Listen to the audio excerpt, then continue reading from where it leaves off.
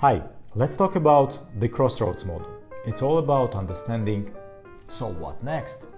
And this is the question that is so hard to answer, so hard to deal with. But again, let's try to look at it and try to come up with some sort of a model to deal with such situation, to deal with this question. So what next? Step one, basically, there are 5 questions. Write your answers to these 5 questions. Do not try to imagine. Write down. Answer the questions. Where have you come from? Here, to this specific stance that you are. Where have you come from? Which people are really important to you? Which people are really important to you?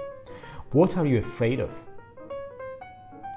Then what is really important to you personally? And then what is hindering you? What is holding you? These 5 questions. Get some time, write down the answers to these questions, and then move to the second step. And the second step is really thinking of the options that you have in front of you. This one here is just a certain possible roads. You may come up with your own roads. It could be the road that beckons you, that basically is calling you. This is something that you always wanted to try. There could be a dream road.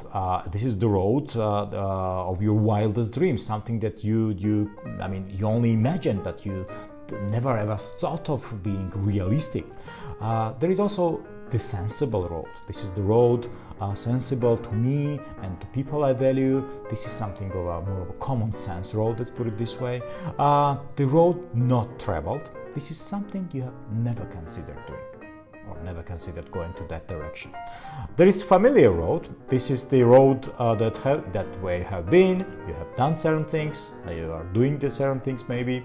And there is also the road back. This is the place where you felt safe. Maybe you want to get back to that place, maybe you want to feel the same, maybe you want to get back to the same situation.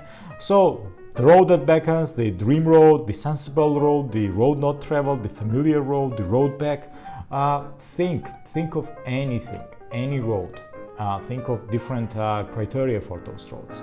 But first of all, again, the step one, those questions, get down those questions, and then think of the roads, then think of where you're going.